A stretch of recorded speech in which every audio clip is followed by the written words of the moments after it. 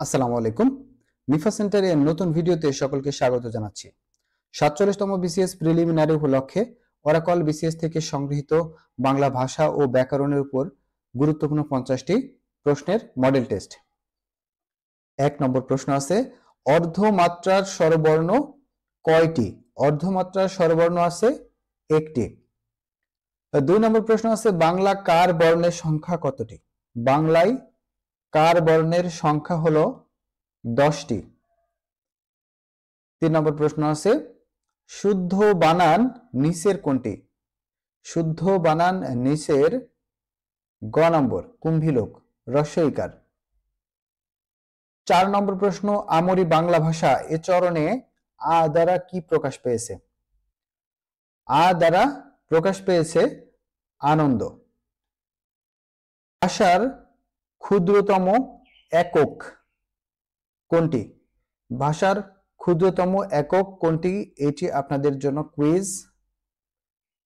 কুইজের উত্তর কমেন্ট বক্সে জানাতে হবে এবং লিখতে হবে 5-এর উত্তর কোনটা। যদি ক হয় তাহলে ক বর্ণ, খ হলে খ পদ, এভাবে।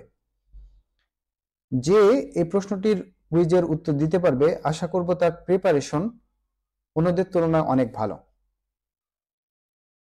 এরপরে 6 নম্বর প্রশ্নটা আমরা একটু দেখি। 6 নম্বর প্রশ্ন আছে, দ্রুত উচ্চারণের জন্য শব্দের আদি অন্ত ও মধ্যবর্তী কোন স্বরধ্বনির লোপকে কি বলা হয়? সম্প্রকর্ষ। সম্প্রকর্ষ বলা হয়। বাংলা ভাষায় পরাশ্রয়ী বর্ণ কতটি? পরাশ্রয়ী বর্ণ আছে বাংলা ভাষায় 3টি। অনিশ্বার, বিসর্গ আর চন্দ্রবিন্দু, এই 3টা হচ্ছে পরাশ্রয়ী বর্ণ। কোন 3টি? অনিশ্বার, তারপর হচ্ছে বিসর্গ, আর একটা আছে চন্দ্রবিন্দু। এই যে 3টা বর্ণ, এই 3টা বর্ণ একা একা কিন্তু বসে না, অন্যের সাহায্য নিয়ে বসতে হয়, এজন্য এটাকে বলা হয় পরাশ্রয়ী বর্ণ। বাংলা ভাষায় ব্যাকরণ লিখেন কে? ব্যাকরণ লিখেছেন ঈশ্বরচন্দ্র বিদ্যাসাগর। ঈশ্বরচন্দ্র বিদ্যাসাগর। এরপরের প্রশ্ন দেখি, 9 নম্বর প্রশ্ন, বাক্যের ক্ষুদ্রতম একক কোনটি? বাক্যের ক্ষুদ্রতম একক হলো শব্দ। আর শব্দের ক্ষুদ্রতম একক যদি হয় তাহলে হবে সেটা ধ্বনি। কোনটি শুদ্ধ বানান? অপশনগুলোর ভিতরে শুদ্ধ বানান হলো মূর্ধন্য, ময়ে দীর্ঘ, ধয়ে রেপ, দন্তন্বয়ে জহলা, মূর্ধন্য। সদ্যজাত শব্দের সন্ধি বিচ্ছেদ কোনটি? এটা খুবই গুরুত্বপূর্ণ একটা প্রশ্ন, প্রায় চাকরির পরীক্ষায় কিন্তু এই প্রশ্নটা আসতে দেখা যায়, তাই এটা সহজে জেনে রাখতে হবে। সদ্যজাত, এখানে বিসর্গ হবে, ঠিক আছে?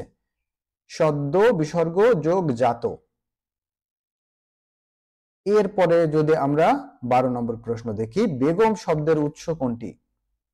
বেগম শব্দটির উৎস হলো ফার্সি, বাদশাহ বেগম, এগুলো ফার্সি শব্দ। সাধু ভাষার শব্দের উমৈগ এর স্থলে চলিত ভাষায় কোন কোমল রূপ ব্যবহৃত হয়? ব্যবহৃত হয় ও। যেমন রঙিন, রঙিনের জায়গায় রঙিন, এটা ব্যবহৃত হয় চলিত ভাষায়। 14 নম্বর প্রশ্ন যদি আমরা একটু দেখি, স্বরযন্ত্রের কোন অংশ ধ্বনি তৈরিতে সরাসরি ভূমিকা পালন করে? সরাসরি ভূমিকা পালন করে মুখ বিবর। 15 নম্বর প্রশ্ন, উচ্চারণের দিক থেকে ল কোন ধরনের বর্ণ? ল দন্তবর্ণ। 16 নম্বর প্রশ্ন, নিচের কোন সন্ধি বিচ্ছেদটি সঠিক নয়? সঠিক নয় তদ্রূপ। বাকি সবগুলো এখানে সঠিক। আচার্য, আশ্চর্য, তৎকাল, তৎকাল, রাজনী, রাজ্ঞী, এগুলো কিন্তু গুরুত্বপূর্ণ। আজকের ভিডিওটি কিন্তু অনেক গুরুত্বপূর্ণ। এখান থেকে বিসিএস প্রিলিমিনারি পরীক্ষায় 1 থেকে 2টি প্রশ্ন যদি আপনি কমন পেয়ে যান 10 মিনিটের ভিডিওতে, তাহলে কিন্তু অবাক হওয়ার কিছুই নেই। 17 নম্বর প্রশ্ন আছে, কোনটি রূঢ়ি শব্দ? অপশনগুলোর ভিতরে রূঢ়ি শব্দ আছে গ নম্বর, গবেষণা, ঘ নম্বর। 18 নম্বর প্রশ্ন আছে, তামাক শব্দটি কোন বিদেশি ভাষা থেকে নেওয়া হয়েছে? তামাক শব্দটি এসেছে পর্তুগিজ শব্দ থেকে। ক্রিয়ার কাল ও পুরুষ ব্যাকরণের কোন তত্ত্বে আলোচিত হয়? ব্যাকরণের রূপ তত্ত্বে আলোচনা করা হয়ে থাকে। এরপরে 20 নম্বর প্রশ্ন আছে, ব্যঞ্জন ধ্বনির সংক্ষিপ্ত রূপকে কি বলা হয়? ব্যঞ্জন ধ্বনির সংক্ষিপ্ত রূপকে বলা হয়ে থাকে ফলা। ঝিরঝির করে বাতাস বইছে, এখানে ঝিরঝির দ্বারা কি বোঝানো হয়েছে? ঝিরঝির দ্বারা বোঝানো হয়েছে ধ্বনি ব্যঞ্জনা। 22 নম্বর প্রশ্ন, হাসনা হেনা কোন দেশি শব্দ? হাসনা হেনা এটি জাপানি শব্দ। হাসনা হেনা কোন শব্দ? জাপানি শব্দ। 23 নম্বর প্রশ্ন আছে, গুরু চণ্ডালী দোষ মুক্ত কোনটি? গুরু চণ্ডালী দোষ মুক্ত হলো শবদাহ। ব্যঞ্জন বর্ণের বিকল্প রূপের নাম কি? ব্যঞ্জন বর্ণ বিকল্প রূপের নাম কি? এটি হলো অনুবর্ণ। ব্যাকরণ শব্দটি কোন ভাষার শব্দ? ব্যাকরণ শব্দটি সংস্কৃত ভাষার শব্দ। এরপরের প্রশ্ন আছে, নিচের কোনটি যোগ রূঢ় শব্দ? যোগ রূঢ় শব্দ হলো অপশনগুলোর ভিতরে গ নম্বরে আছে তুরঙ্গম। 28 নম্বর প্রশ্ন আছে, মহকুমা শব্দটি কোন ভাষা থেকে এসেছে? মহকুমা শব্দটি এসেছে আরবি ভাষা থেকে। 28 নম্বর প্রশ্ন আছে, কোনটি শুদ্ধ বানান? অপশনগুলোর ভিতরে শুদ্ধ বানান আছে খ নম্বরে, দুইটাই রস্বীকার নির্নিমেষ। শুদ্ধ বানান কোনটি? আর 29 নম্বর প্রশ্ন, 29 নম্বরে শুদ্ধ বানান আছে ক নম্বর, পল্লল, লয়ে ব হবে। 30 নম্বর প্রশ্ন, শুদ্ধ বানান কোনটি? অপশনগুলোর ভিতরে শুদ্ধ বানান আছে শেষটাই ঘ নম্বরে, গুণগ্রাহী। এগুলো কিন্তু খুবই গুরুত্বপূর্ণ, চাকরি আসার মতো প্রশ্ন। কোন দুটি অঘোষ ধ্বনি? অঘোষ ধ্বনি আছে চ এবং ছ। 32 নম্বর প্রশ্ন আছে, সঠিক সন্ধি বিচ্ছেদ কোনটি? অপশনগুলোর ভিতরে সঠিক সন্ধি বিচ্ছেদ হলো গ নম্বরে, পরিযোগকার, পরিষ্কার। 33 নম্বর প্রশ্ন, নিচের কোন বানানটি অশুদ্ধ? অশুদ্ধ বানান আছে সলিল সমাধি। 34 নম্বর প্রশ্ন আছে, বাতাস কোন রকম বাধা ছাড়াই একই সাথে মুখ ও নাক দিয়ে বেরিয়ে গিয়ে উচ্চারিত বাগ ধ্বনিকে কি বলে? উচ্চারিত বাগ ধ্বনিকে বলা হয় নাসিক্য ধ্বনি। 35 নম্বর প্রশ্ন, যাচ্ছে তাই শব্দটির সঠিক সন্ধি বিচ্ছেদ কোনটি? যাচ্ছে তাই এর সঠিক সন্ধি বিচ্ছেদ হলো যা ইচ্ছা তাই, যাচ্ছে তাই। এরপরের প্রশ্ন, নিচের কোনটি ধ্বনি পরিবর্তনের উদাহরণ নয়? ধ্বনি পরিবর্তনের উদাহরণ নয় ক নম্বর, প্রাতিপদিক।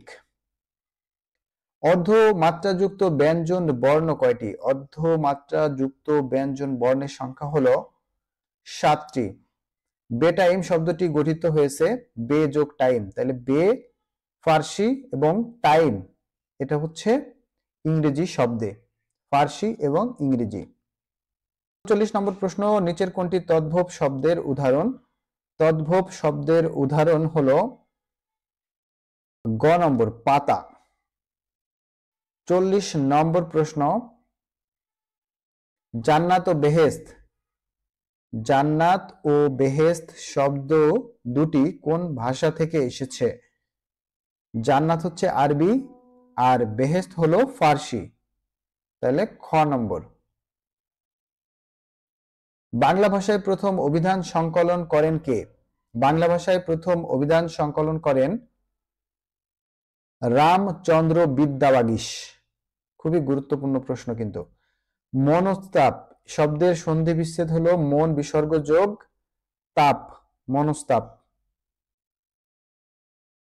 মৌলিক শব্দ কোনটি? অপশনগুলোর ভিতরে মৌলিক আছে কালো, কালোকে ভাঙলে আর কোনো শব্দই পাওয়া যায় না।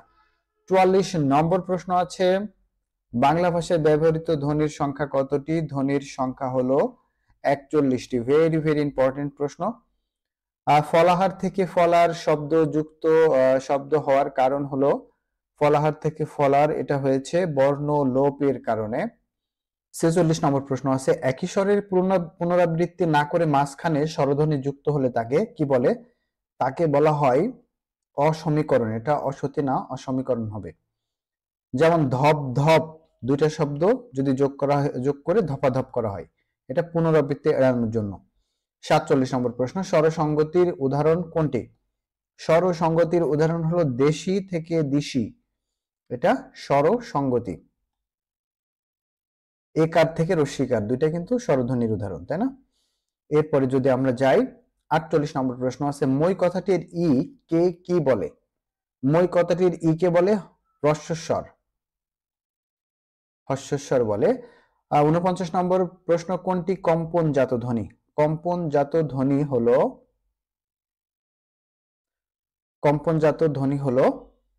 র, র কম্পন হচ্ছে। 50 নম্বর প্রশ্ন, বাংলা ভাষায় ধ্বনি কত ভাগে বিভক্ত? ধ্বনি হচ্ছে 2 ভাগে বিভক্ত।